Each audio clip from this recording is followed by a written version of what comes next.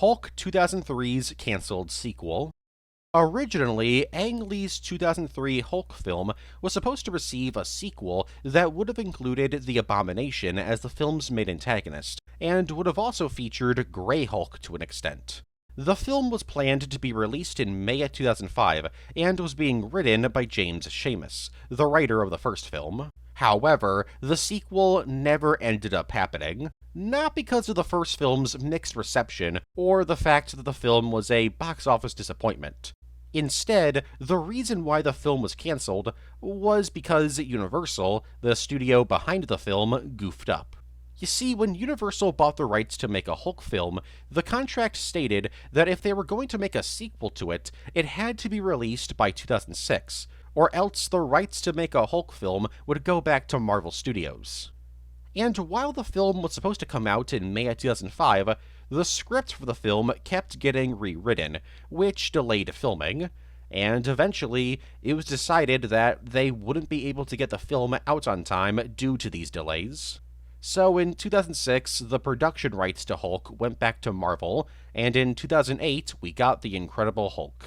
As for plot details about the sequel, as I already mentioned, the film was going to feature the Abomination as the main villain, and Grey Hulk would have also appeared. We also know that Bruce would have returned to America and stayed in a Native American reservation, which many people have speculated would have been a direct reference to the Church Rock uranium mill spill from 1979, due to the film's writer mentioning that the film would have been very political. As for other plot points, we don't really know. The only other thing that we do know about the plot is that the leader was also considered to appear in the film.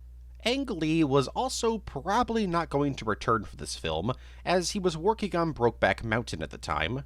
Bruce would have also potentially been recast, as Eric Bana has mentioned in interviews he never planned on doing a sequel to Hulk. I guess he forgot that he was in the film's tie-in game, which is technically a sequel. So, I guess technically Hulk 2003 did get a sequel. Planet Hulk. From February of 2006 to April of 2007, one of the most important Hulk storylines ever was told. This, of course, was Planet Hulk. Written by Greg Park, in this storyline, Bruce is tricked and sent off into space by his friends in the Illuminati. While this was a very awful thing to do, it wasn't done purely out of ill will towards Hulk. As while they did do this because Hulk was a threat to the Earth, Bruce didn't want to hurt anyone, so the planet that the Illuminati chose to send Bruce to was a world that was uninhabited by sentient life. Though there were still animals there. But this plan didn't work, as the ship that Bruce was transported on malfunctioned, and instead brought Bruce to the planet Sakaar, a nightmarish gladiator-style world ruled by a violent dictator named the Red King.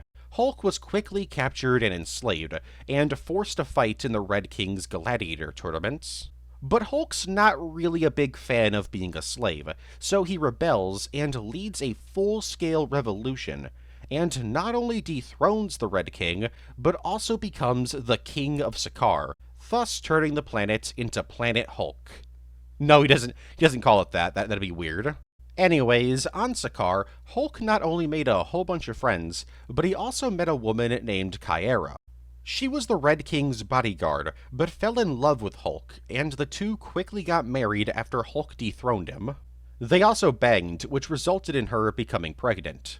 Hulk was pretty happy. Not only did he have an entire planet where he didn't have to worry about hurting others, he had a hot wife, he was the king of an entire empire, and was now gonna have a kid. What could go wrong? Well, Red King's followers created a trap. They went to the spaceship that Hulk arrived in and set the thing to explode in order to kill Hulk. This did not kill Hulk, but it sure as hell made him angry, as not only did this explosion kill his wife and supposedly his unborn children, this explosion killed millions of people on Sakaar. And Hulk believed that this explosion wasn't the result of Red King's followers doing some trolling, but instead the Illuminati trying to kill him. Yeah, he believed that the Illuminati had conspired to send Bruce to another world so he could then be killed by the ship exploding. So Hulk declared his revenge, which ended the Planet Hulk storyline, and began another equally as important Hulk story that I'll talk about in just a few. As for adaptations, Planet Hulk was adapted in Hulk and the Agents of Smash, the Superhero Squad show, and the film Planet Hulk. Aspects of it were also adapted in Thor Ragnarok. Skins based on Hulk's appearance in the story also went on to appear in Marvel vs. Capcom Infinite, LEGO Marvel Superheroes 2, and Square Enix's Avengers. Ross's Thunderbolts. When non-comic fans think of the name Thunderbolts, they usually assume it has something to do with Thunderbolt Ross. But that's just not true. The original Thunderbolts team was created by Baron Zemo. Ross had nothing to do with its creation, though since the name matches up with Ross, writers have incorporated him into future Thunderbolts teams. One day, Red Hulk decided to create his very own superhero team, that being the Thunderbolts. The team consisted of Punisher, Elektra, Deadpool, and Agent Venom. Now, the team didn't exactly trust Red Hulk for very obvious reasons. So in order to keep everyone in check, it was decided that the team would function under a reward system. Basically, they would do missions with Red Hulk as the Thunderbolts, and then after said mission, a random member of the team would have their pick of the next mission.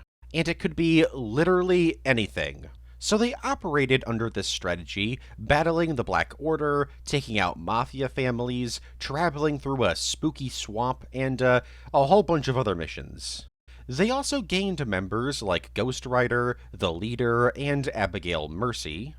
Though Mercy was a bit of a handful, so the team tried to send her to Hell so she couldn't cause any more harm. Though this didn't work, as while they did strand her in Hell, they also got teleported to Hell, and they had to work with Mephisto in order to escape. Eventually, Venom would leave the team, as did the Punisher, though Punisher's exit wasn't on good terms, as the Leader enacted a plan to get Punisher to kill the Thunderbolts. He tries to kill Frank with a bomb, and frames Red Hulk for it. Frank takes the bait and goes after the team, and he actually does a really good job at fighting them, though this gets all cleared up before Frank can actually kill any of them. And after this incident, Ross decides to shut the team down. Oh, and if you're wondering why in these images the Leader is red, that's because during this period of time, Ross had the Leader hooked up to a machine that injected him with red gamma radiation in order to give Stearns back his intelligence powers. Which is funny because Stearns only lost his intelligence powers because Ross had previously drained them out of him. But now that he had a use for Stearns to be part of the Thunderbolts, he had to give him his powers back. She-Hulk's wild love life. When it comes to superheroes who have dated or banged a lot of people, She-Hulk is often one of the first characters people think of. Over the decades, She-Hulk has dated or just had one-night stands with famous characters like Iron Man, Man-Wolf, Luke Cage, Thing, Thor, Hercules, and even Juggernaut. Though it would be retconned years later that this actually wasn't the main universe Juggernaut, but instead an alternate version of him from another reality. She's also been with lesser-known characters, like Jack of Hearts, Wyatt Wingfoot, Zapper, Star Fox, and Richard Rory. Though I should mention that her relationship with Man-Wolf was kinda problematic. As for a while, it was just a nice, wholesome relationship. The two even got married. But it was later retconned that while Jameson was in love with Jennifer, Jen never loved him, because Star Fox had used his powers of manipulation to make Jen fall in love with Man-Wolf. So she was never actually truly in love with him, nor was she actually consenting to their relationship. Also, contrary to popular belief, She-Hulk and Daredevil, another character who's banged a whole bunch of characters, have never actually dated or banged in the main Marvel universe. only in alternate universes like the MCU. World War Hulk. So immediately following Planet Hulk, Hulk and his merry crew of Sakaar survivors, called Warbound, invade Earth in order to get revenge on Earth's heroes. Mostly just the Illuminati, for trying to kill Hulk. But of course, they didn't actually try and kill Hulk, so the following is all because of a misunderstanding. After defeating Black Bolt on the moon, Hulk travels to the X-Mansion, where he confronts Professor X and the X-Men. He defeats most of the X-Men, but he actually leaves the mansion upon learning about the House of M event, as he wasn't on Earth when that happened, and he felt bad for the mutants. So he leaves the X-Men alone, and decides to not attack any more heroes. Just kidding. Hulk and his crew battle the Fantastic Four, the Avengers, Iron Man, Namor, Doctor Strange, Spider-Man, Luke Cage, Iron Fist, She-Hulk, Hercules, Captain Britain, Ghost Rider, Black Panther, and more. And they beat pretty much all of them. Now, Hulk's normally pretty strong, but how is he this strong? Simple. Radiation levels on Sakaar are much higher than on Earth, so every second that Hulk was on Sakaar, he was basically charging himself. So by the time he returns to Earth, this is Hulk at his absolute strongest. There's a reason why Hulk in this story is often referred to as Worldbreaker Hulk. After defeating most of the heroes, Hulk decides to turn New York City into a giant gladiator arena with the Illuminati members as the gladiators. Though things don't go Hulk's way, as the 4 Illuminati members that he has captive, Iron Man, Doctor Strange, Mr. Fantastic, and Black Bolt, are able to defeat the monsters that he throws at them, and when they're ordered to kill each other, they refuse. So Hulk decides to just destroy New York City instead. But before he can do that, Sentry shows up and battles him, and Sentry actually defeats him, but is also defeated in the process. Now it's time for me to mention Meek. Yes, Meek. You know that random background fighter from Thor Ragnarok, Avengers Endgame, and Thor Love and Thunder? Yeah, turns out he's basically the secret main antagonist of this story. As it turns out, Meek wasn't really happy with Hulk reforming Red King's empire, so when he found out that some of Red King's fanboys were planning to blow up the ship that Hulk arrived in, Meek just let it happen. And he reveals this to Hulk, after he stabs Rick Jones. And, Bruce doesn't exactly like this, and turns back into Hulk. Only this time, he really is Worldbreaker Hulk, as he was so powerful that his footsteps alone were destroying the area around him. And he probably would have destroyed the world if not for Iron Man activating a satellite that fired a beam that weakened him. And so Hulk was finally defeated. The world quickly forgot about the Illuminati, and back on Sakaar, Hulk's son Scar was revealed to be alive. More on him later. A-Bomb. So Rick Jones has been quite a few things over the years. From a Hulk supporting character, to Captain America's sidekick, to a member of Gamma Flight, to being bonded to 2 different symbiotes, to being a hacker. But probably one of his most well-known identities was A-Bomb. In Hulk issue 2, released in February of 2008, we're introduced to a blue Hulk-like being known as A-Bomb, and his identity is soon revealed to be Rick Jones. In the aftermath of World War Hulk, Rick was captured by the group Intelligentsia, which decided to experiment on Rick using gamma radiation in order to create a weapon that would be able to defeat Hulk. Originally, he had very limited intelligence, but he would quickly gain his human intelligence back, and he'd become a superhero. But first he had to be broken free of his brainwashing from Intelligentsia, as he was ordered to kill Hulk. While he helped out the Avengers a few times, he would mostly work alongside Hulk, which isn't too shocking. Rick's time as A-Bomb would eventually come to an end in September of 2014, in Hulk issue 6. He didn't die, but was instead depowered by none other than Hulk himself. Well, a personality of Hulk, known as Doc Green, was hell-bent on depowering the world's gamma-based superheroes. As for his powers, A-Bomb had all of your standard Hulk abilities, like superhuman strength, durability, and stamina. But he also had a completely original power as well. That was the ability to camouflage himself to the environment around him, which made him borderline invisible. He also had the ability to track gamma mutants, and he had some pretty sharp claws. As for his appearances in media, A-Bomb has shown up in Hulk and the Agents of Smash, Ultimate Alliance 2, LEGO Marvel Superheroes, LEGO Marvel Superheroes 2, and Ultimate Spider-Man. Amadeus Cho.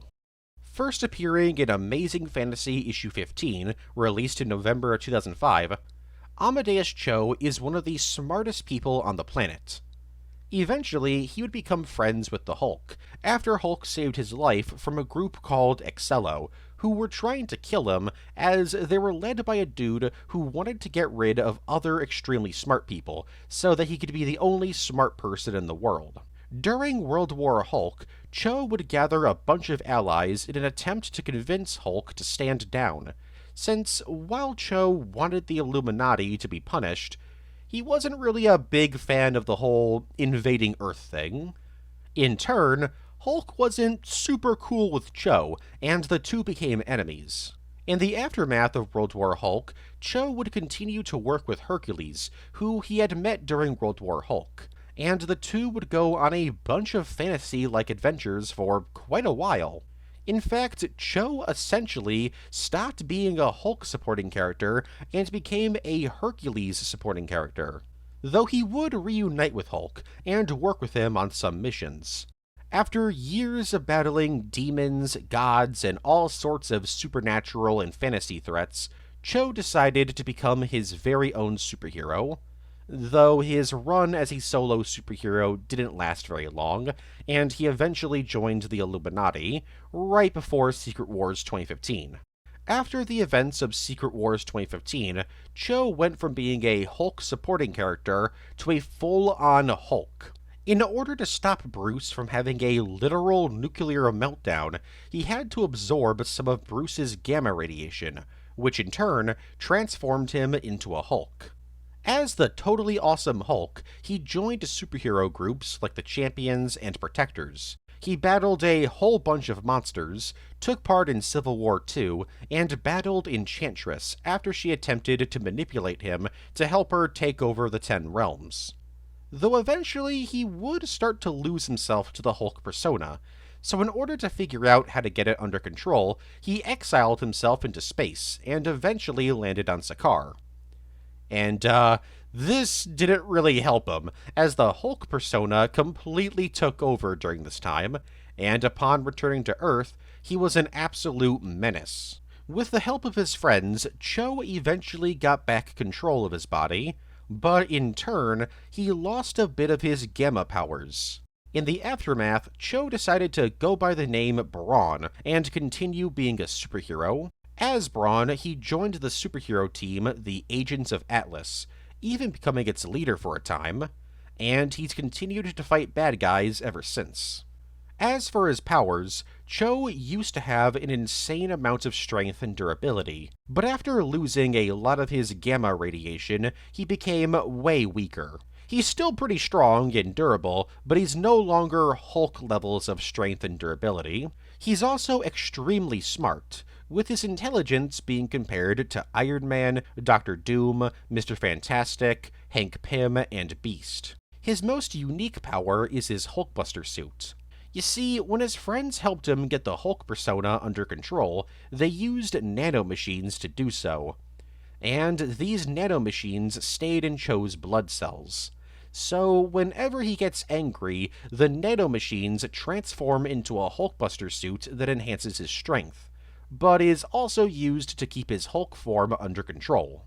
As for his appearances in media, he's appeared in LEGO Marvel's Avengers, Iron Man and His Awesome Friends, the 2017 Spider-Man cartoon, Your Friendly Neighborhood Spider-Man, Avengers Confidential, Black Widow and Punisher, Ultimate Spider-Man, LEGO Marvel Superheroes 2, Marvel Future Fight, and Marvel Avengers Academy.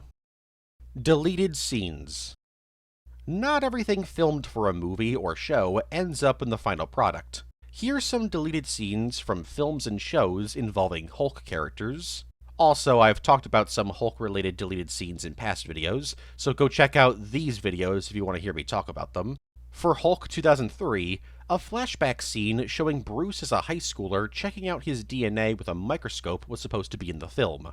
A scene where Betty Ross gets her lab equipment taken by the government was cut.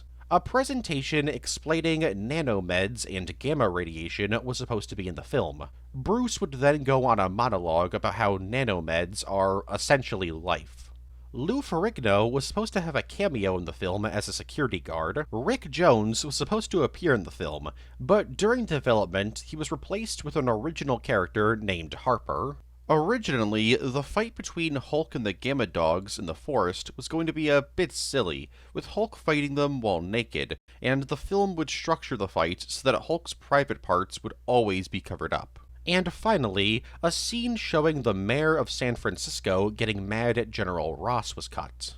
As for the Incredible Hulk, the film was originally supposed to open with a scene of Bruce in the Arctic trying to Avengers Endgame himself with a revolver, but he transforms into Hulk before he can actually do it.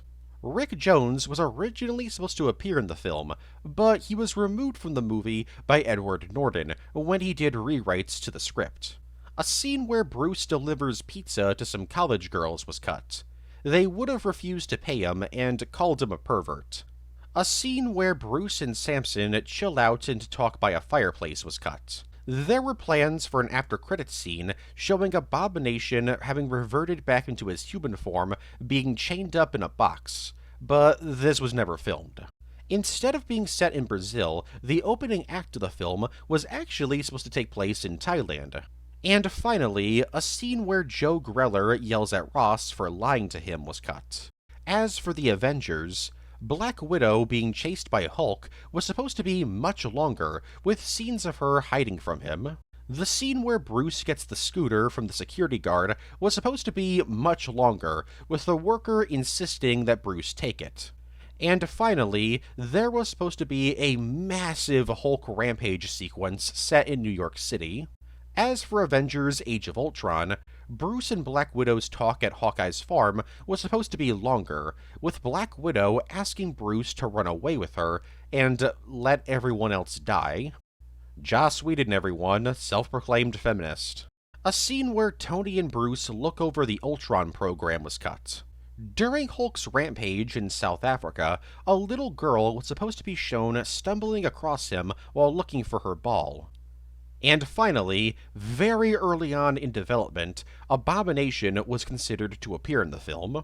As for Captain America: Civil War, an after-credits scene involving Hulk arriving on Sakaar was planned, but never filmed. And there was another after-credits scene that wasn't filmed that would have shown Ross turning into Red Hulk. As for Thor Ragnarok, a scene where Bruce tells Thor that he's worried that he'll turn into Hulk forever due to the wormhole was cut. A scene where Hulk wakes up from a bad dream was cut. As Hulk chases after Thor in the Sakaar village, he was originally supposed to be cheered on by the crowd. And finally, a scene where Thor and Bruce bond over their father's deaths was cut. Bruce would have also compared Thor to Dumbo during this scene. As for Avengers Infinity War, during the fight with Cole Obsidian, Bruce was going to talk to Hulk, and they would agree to work together. Hulk would then smash out of the Hulkbuster suit and kill Cole Obsidian, though Bruce would still be in control. Following this scene, we were supposed to get a scene where Black Widow would attempt to calm Hulk down like she does in Age of Ultron, only for Bruce to reveal that he was still in control. And finally, a scene with Bruce in Wakanda looking over the Hulkbuster suit as it was being prepared was cut. As for Avengers Endgame, there was supposed to be a scene where Hulk saves people from a burning building. Right after Hulk brings everyone back via a snap, there was originally going to be a scene showing him in the Soul World. There, Bruce and Hulk would meet face to face. And finally, originally, the scene where Hulk confronts the Ancient One was supposed to be very different. Instead of battling Loki's forces, she was supposed to be shown chilling out sunbathing. As for Black Widow, a scene where Natasha realizes that Rick Mason is being monitored by Thunderbolt Ross was cut. And there was supposed to be a scene at the end of the film showing Natasha surrendering herself to Ross, only for her to then escape while he's distracted. As for She-Hulk Attorney at Law, originally the leader was going to be a major character in the series. However, these discussions also included ideas of not bringing back Stearns, and instead creating an original character who would become the leader instead. Originally, Scar was going to look a lot more like his comic self, instead of that. There were discussions about having a brief scene in the final episode where Edward Norton would replace Mark Ruffalo as Hulk. And finally, a scene was cut in which, while Jen was walking around Marvel Studios, she would ask if she would get a discount at the Disney store, to which a worker would say that she would only get a 20% discount. And finally, as for Captain America Brave New World, supposedly there was going to be a scene where Sam would meet Amadeus Cho, who would have been played by Logan Kim, but this hasn't been confirmed. Hulk was originally supposed to appear in the film for a few scenes, but he was written out of the film due to Marvel being worried that he would overshadow Sam. A scene where the leader breaks into a Stark Industries building was cut. Early on in development, Isaiah Bradley and Sabra were supposed to suit up and help Sam fight Red Hulk. And finally, there was supposed to be a scene where Ross would give an apology to Isaiah Bradley. The Revenge of the Incredible Hulk. The Revenge of the Incredible Hulk is a cancelled made-for-TV Hulk film that would have been a continuation of the 1970s Hulk series. For those that don't know, after the ending of the 70s series in 1982, 3 sequel made-for-TV films were created in order to continue the story. These being The Incredible Hulk Returns, The Trial of the Incredible Hulk, and The Death of the Incredible Hulk. The ending of The Death of the Incredible Hulk would have been followed up in The Revenge of the Incredible Hulk. This film would have seen Banner return to life, but he wouldn't be able to transform into Hulk. Now being cured, Banner works for the US government in order to prevent gamma radiation accidents. But he's eventually captured by some bad guys who want him to transform their henchmen into monsters just like the Hulk. So in order to defeat the villains, Bruce instead recreates the exact experiment that turned him into the Hulk, once again giving himself the powers of Hulk. We also know that She-Hulk and Iron Man were both supposed to make minor appearances in the film. So what happened? Why was this film cancelled? There's been plenty of rumors over the decades that the reason why was because Banner's actor, Bill Bixby, was suffering from cancer at the time, though this reason has been disputed by the film's writer, and it's been reported that the real reason why the film was cancelled was because the ratings of The Death of the Incredible Hulk weren't very good. I should also mention that there's actually conflicting reports about what the film's plot was going to be, as according to Lou Ferrigno, who played Hulk in the series, the film was actually going to be about Hulk returning to life, but with Banner's intelligence, making it so that he wasn't a rampaging monster anymore. My guess is that both of these plots are actually true. I think when Banner became the Hulk again at the end of the film, he would have kept his intelligence as Hulk. But this is just speculation. Red She-Hulk. In Hulk issue 15, released in September of 2009, we were introduced to a mysterious character only known as Red She-Hulk. She wasn't given an origin or even a real name. She just showed up one day as an ally to Red Hulk, only to eventually betray him during the World War Hulk's storyline. More on that in a bit. She would also battle Scar during this storyline, who forced her to transform back into her normal human form, revealing her to be Betty Ross. You see, Betty had actually died due to radiation poisoning from Abomination. General Ross was pretty upset at his daughter's death, So the leader and MODOK decided to take advantage of his grief and manipulated Ross into working with them. They told him that if he helped them and became Red Hulk, they would revive Betty. So, of course, General Ross agreed and became Red Hulk. So Betty was revived. Though the para-villains trolled Ross, as while they did revive Betty, they did so using gamma radiation, turning her into Red She-Hulk. And she was brainwashed into killing Ross. But luckily, she failed, and eventually was freed of the brainwashing. She would then become a superhero and work alongside Hulk and friends on a whole bunch of different missions. She and Bruce would also get back together. Everything seemed to be going great for the two. That was, until the Doc Green persona woke up.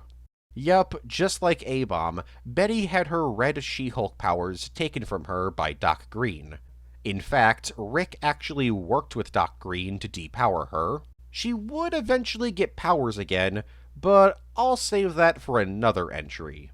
As for her powers as Red She-Hulk, she had pretty much all of your standard Hulk abilities: super strength, stamina, durability, and an insane healing factor. She could also spit acid, which was kinda random. As for her appearances in media, she's appeared in LEGO Marvel Avengers, Marvel Future Fight, Superhero Squad Online, Marvel vs. Capcom 3, and LEGO Marvel Superheroes 2. Why hasn't there been another MCU Hulk film? So after the release of The Incredible Hulk, fans eagerly awaited for the next MCU Hulk film. But that never happened. Hulk himself showed up in The Avengers, Iron Man 3, Age of Ultron, Thor Ragnarok, Infinity War, Captain Marvel, Endgame, Shang-Chi, She-Hulk, Deadpool and Wolverine, and Spider-Man Brand New Day, and characters from The Incredible Hulk, like Thunderbolt Ross, Abomination, and Samuel Stearns, showed up in Captain America Civil War, Infinity War, Endgame, Black Widow, Shang-Chi, She-Hulk, and Captain America Brave New World. But despite all of these appearances, there hasn't been a second solo Hulk project in the MCU. The closest we've gotten is She-Hulk, but even then, Hulk's only in 3 episodes of that show. So why is this? Well, for a while, it was because of stupid legal stuff. You see, while Universal had to give the film rights to Hulk back to Marvel, they still held on to distribution rights to Hulk solo films. So Marvel could have made another Hulk film, but they would have to work with Universal. That was the case until 2023, when the contract signed with Universal was set to expire. And it did in June of 2023. So what's keeping them from doing another solo Hulk film? Unfortunately, we don't really know. The closest we've gotten to an answer is from Mark Ruffalo in February of 2024, in which he said that the project would simply be too expensive. Which I kinda call bull on, but I also kinda get it. We've only had 2 theatrical Hulk films, and neither one of them did very good at the box office, and both of them had pretty mixed reviews. So Disney or Marvel may not want to spend $150 million or $200 million on a solo Hulk project because of Hulk's solo film history. But honestly, if that's the case, I think they're being stupid. Because I think if they made a solo Hulk project now, I think it would do pretty damn well financially. Ultimate Hulk was a cannibal. The original Ultimate Universe was known for a lot of things, and one of those things was it being extremely edgy. From Red Skull killing a baby, Wasp being cannibalized by Blob, Wolverine trying to bang a teenage Mary Jane while in Spider-Man's body, and Scarlet Witch and Quicksilver's a very unique relationship. And Hulk got the edgy treatment too. He was a cannibal. Yeah, Ultimate Hulk is very aggressive, even more so than 616 Hulk. Not only does he literally eat people, dead or alive, he also brutally beats his opponents and tortures them. His most notable cannibal act was eating the Chitauri secret agent, Herr Kleiser. His body was then crapped out by Hulk, and the Ultimates, the Ultimate Universe's Avengers, analyzed his remains. Or, kinda his remains. It's more like they analyzed Hulk poop. It should be no surprise that this aspect of him was created by Mark Miller, who went on to create Old Man Logan, which features, honestly, probably the worst version of Hulk ever created. Joe Fixit. First appearing in Incredible Hulk issue 332, released in March of 1987, Joe Fixit is a third personality living inside Bruce. An issue earlier, Bruce had been cured from being the Hulk, but in order to stop Rick Jones, who had recently gotten Hulk powers, he used a gamma ray device to turn himself back into the Hulk. Only, he was gray. As the Hulk, he made a deal with the leader, who also was depowered. He would help the leader get his powers back in exchange for Rick being cured. But the leader had other plans as well. To fully remove Banner from the equation and allow Hulk to take over his body forever. But the leader is unable to, which leads to Hulk to plot his takeover. But what's interesting is that this wasn't the normal Hulk personality. This was the one that I mentioned earlier, the third personality. And eventually, he succeeded, with the help of a magic spell. Upon taking control, he faked the Hulk's death and moved out to Las Vegas, where he took up the name Joe Fixit. As Joe Fixit, he would become a bodyguard for the casino owner, Michael Berenghetti. Together, they would battle all sorts of crime in Las Vegas. Even if Berenghetti was also a criminal, and Joe also was the one doing most of the fighting, Joe would also start dating a woman named Marlo Chandler. And it should be noted that Marlo didn't date Joe as a human. Joe was always in his Hulk form. But this gangster bodyguard lifestyle didn't last, and he would eventually lose control over the body, and his personality merged with Hulk and Bruce's, resulting in the Professor Hulk persona. Though Joe would eventually become his own thing again, and pop up from time to time. Now, while a gangster bodyguard Hulk is kinda funny, Joe is actually far from funny when you understand his origin. You see, he was developed during Bruce's childhood.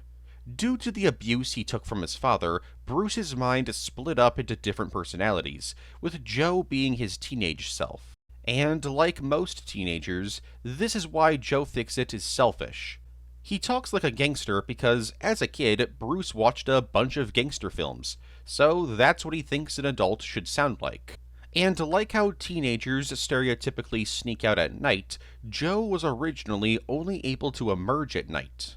As for Joe's appearances in media, he's appeared in Disney Infinity, Ultimate Spider-Man, Iron Man Armored Adventures, the 90s Incredible Hulk cartoon, Square Enix's Avengers, Marvel vs. Capcom Infinite, Contest of Champions, Marvel Rivals, the Incredible Hulk movie tie-in game, and the 2003 Hulk game. The Wendigo. Okay, so there's been a whole lot of Wendigos in the main Marvel universe, and while most of them are associated with Wolverine and the X-Men, originally the Wendigo was a Hulk character, first appearing in Incredible Hulk issue 162, released in January of 1973. Paul Cartier was just your average dude. One day, he and his friends went out hunting in the Canadian wilderness, though their trip ended in tragedy when some wolves attacked and fatally injured one of Paul's friends. Paul and crew escaped, but were now trapped in a cave, far away from civilization. His friend would pass away in the cave, leading to the starving Paul to eat him for survival. And thus, he became a Wendigo. The Wendigos in the Marvel Universe are a curse. If you eat somebody in the wilderness, you're cursed, and transform into a giant white monster known as the Wendigo. There's usually only one Wendigo at a time, with the idea being that the curse of the Wendigo jumps into another person's body when they eat somebody. So until somebody else does some cannibalism, you're essentially trapped as the Wendigo. That, or somebody does a little spell to transfer the curse to somebody else. Anyways, Paul's sister was worried about him, so she worked with the Hulk to try and find him. And oh boy did they. Hulk and Paul battled each other, and eventually Paul's sister decided to free Paul from the curse by transferring it to the Hulk. Not really sure if transferring the curse of the Wendigo to the Hulk is a good idea, but that was her plan. After tranquilizing the Hulk, she summoned her brother and began the transfer spell.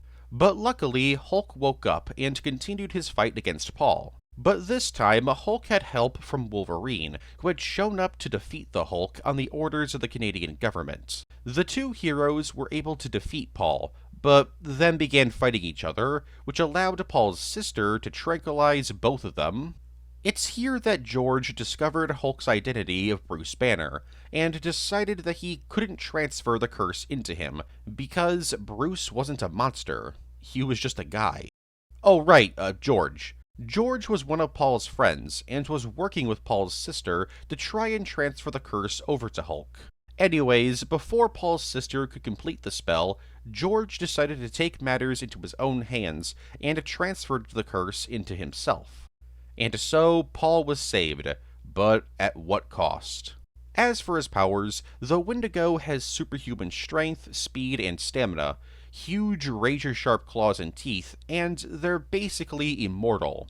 You can only transfer the curse to somebody else, you can't actually kill it. As for Paul's appearances in media, he's appeared in Wolverine and the X-Men, Avengers Earth's Mightiest Heroes, Superhero Squad Online, X2 Wolverine's Revenge, LEGO Marvel's Avengers, and Avengers Initiative. The Immortal Hulk.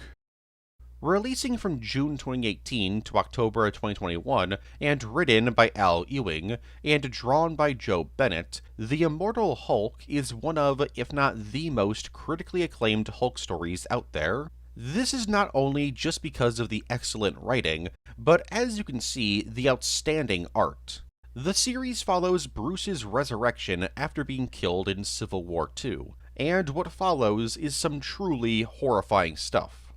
This series is well known for its body horror, with various characters mutating, with Rick Jones getting it the absolute worst, as prior to the story he was killed, and in this story he's resurrected using Abomination's DNA, and he basically wears a living Abomination's skin suit.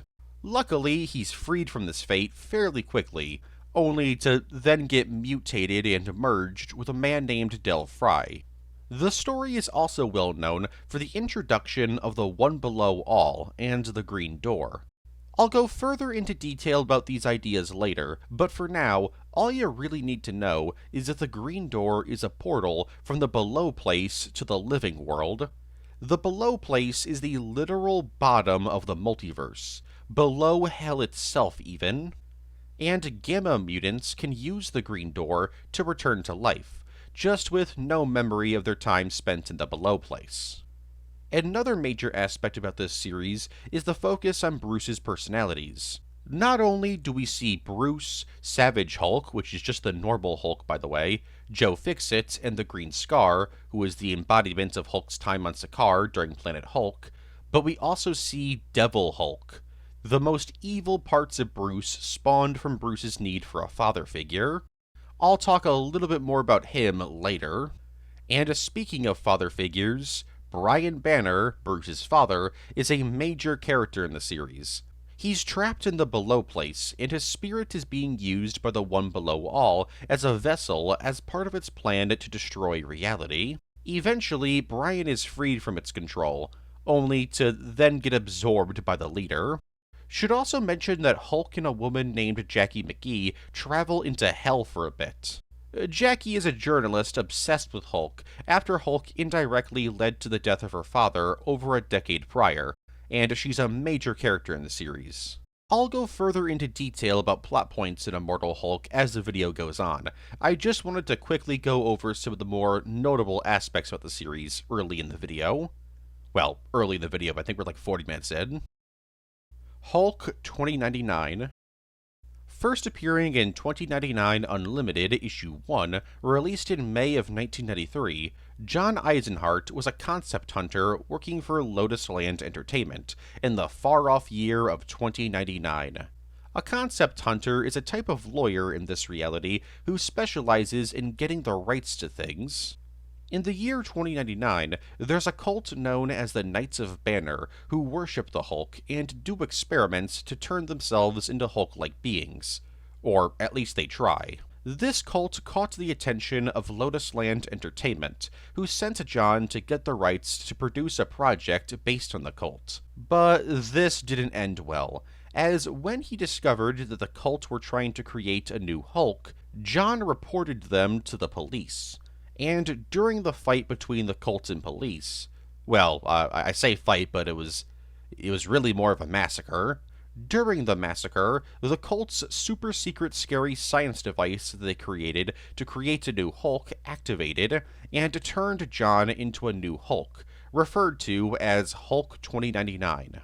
Feeling bad about getting the Knights of Banner killed, he swore to protect the survivors. He fails to do so, as the final survivor, Gawain, is killed by a cyborg named Draco.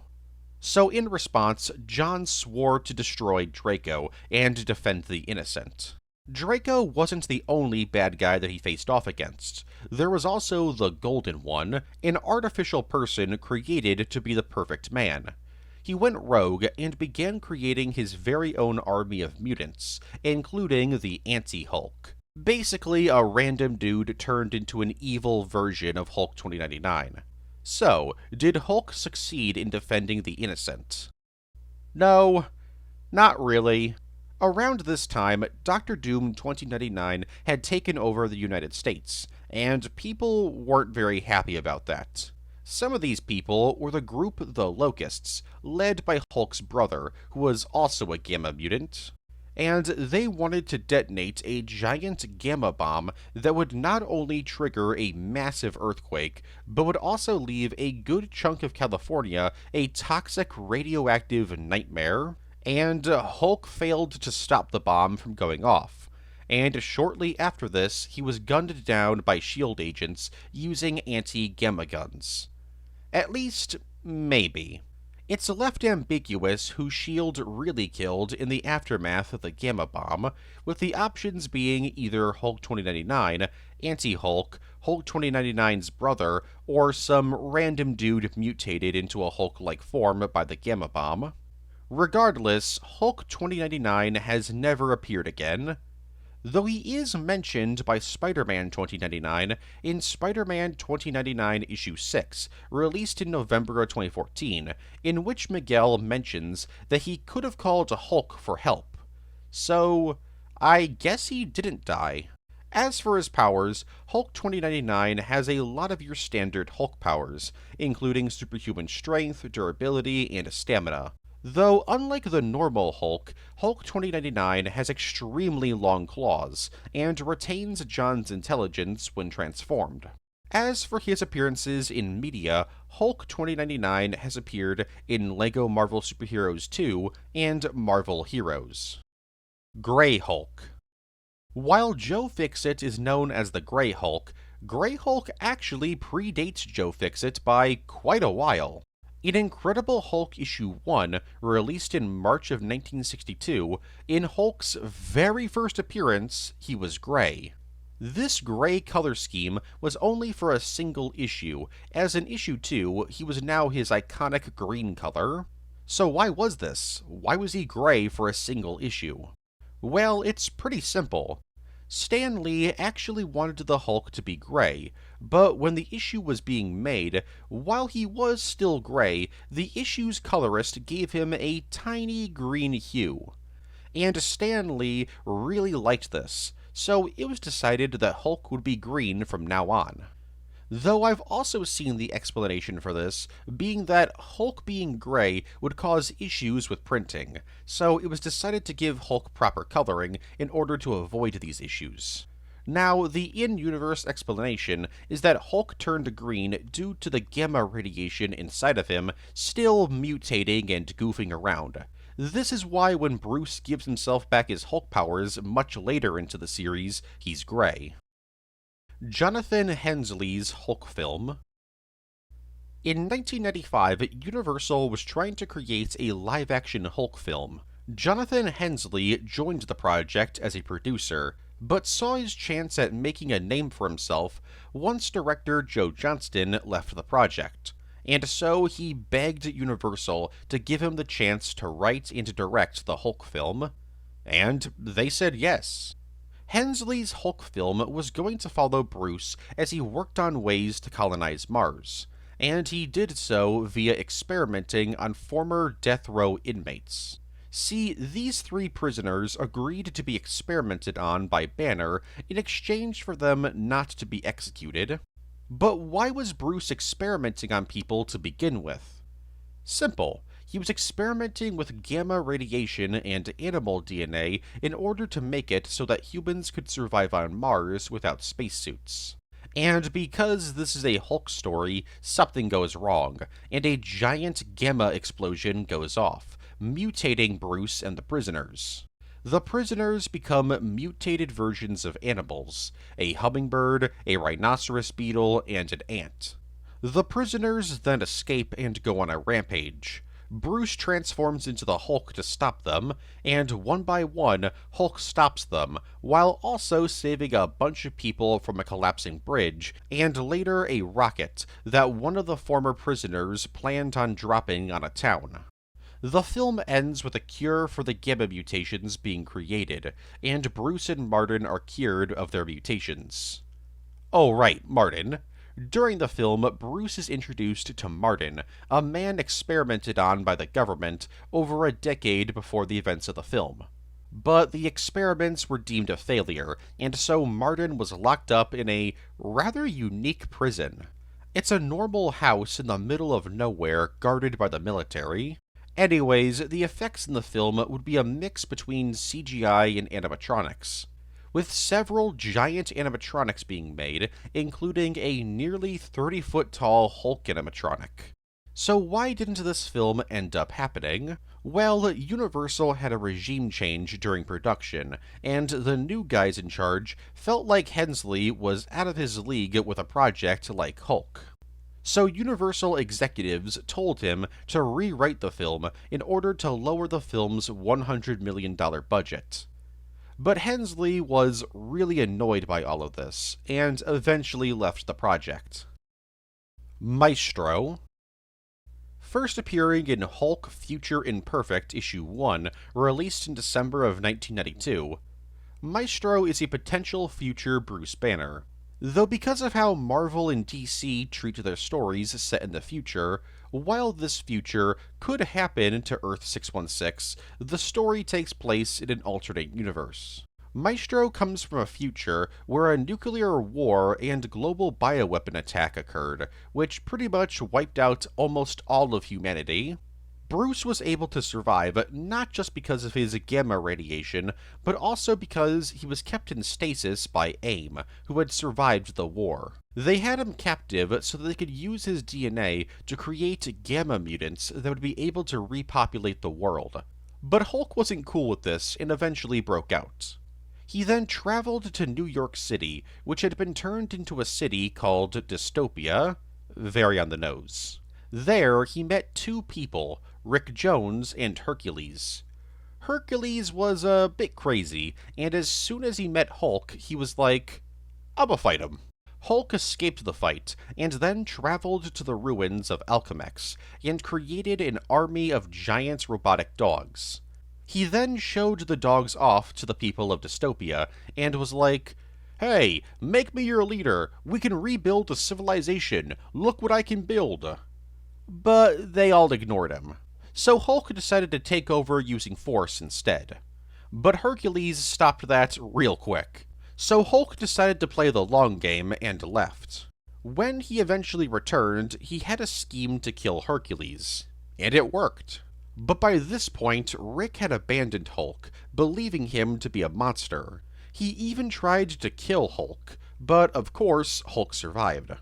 Or should I say, Hulk died, and Maestro survived. Maestro was the name given to Hercules in the apocalypse, so Hulk decided to take up the name as his own.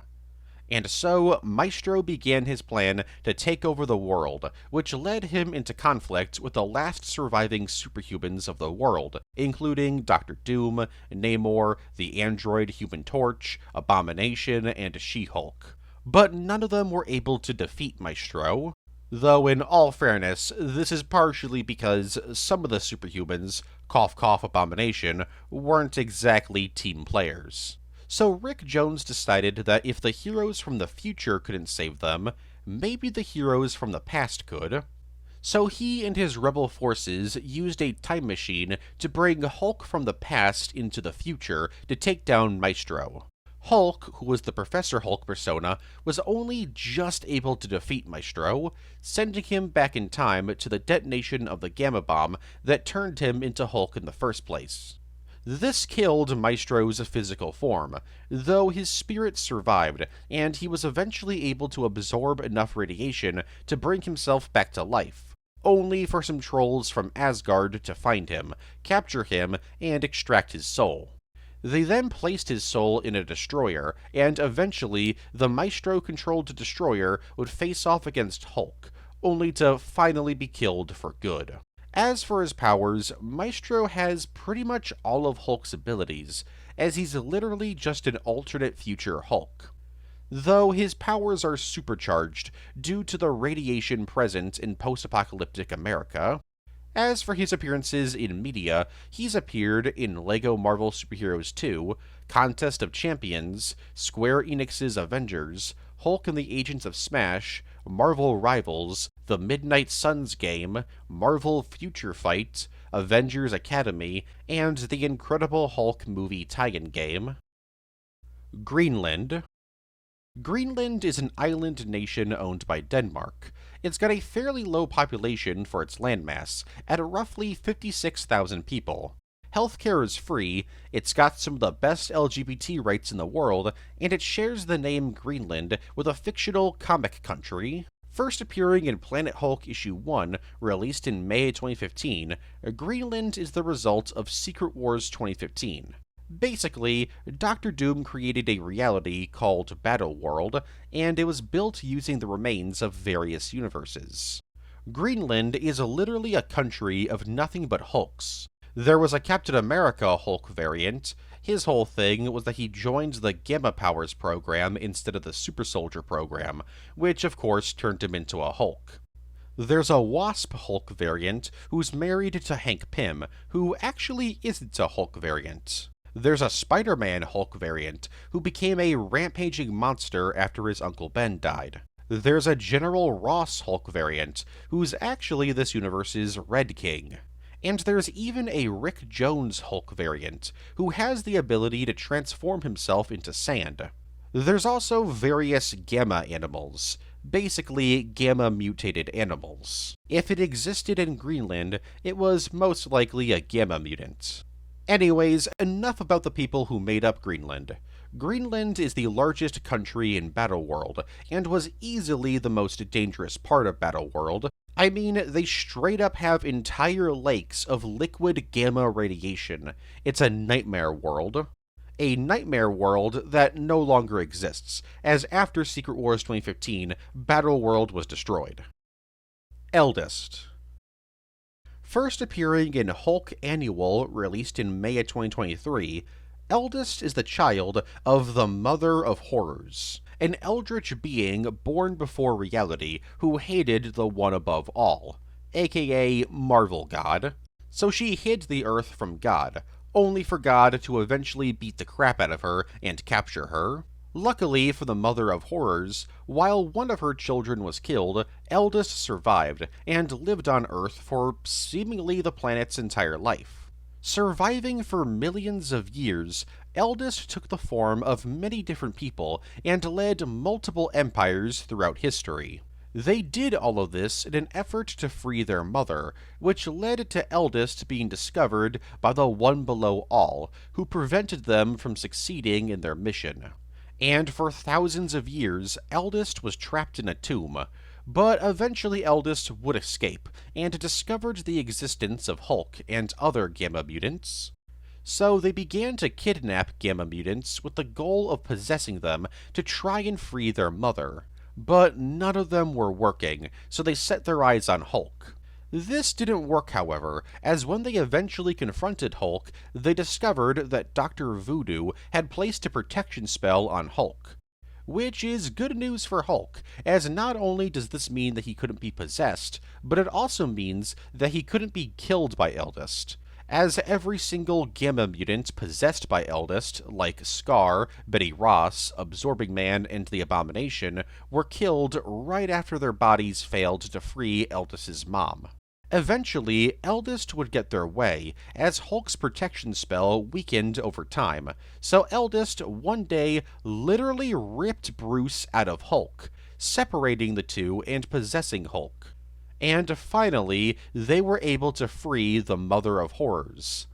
Except, not really, as the Mother of Horrors just kinda gave up. Yeah, I guess millions of years of being held prisoner will do that to ya. Infuriated that their mother had given up, Eldest, still possessing Hulk, decided to then eat parts of their mother, gaining an insane power boost. They then decided to start calling themselves the Infernal Hulk, and as the Infernal Hulk, they began a scheme to turn Earth into a Lovecraftian nightmare. This story is actually still ongoing, so if you're interested in what happens, go read the comics.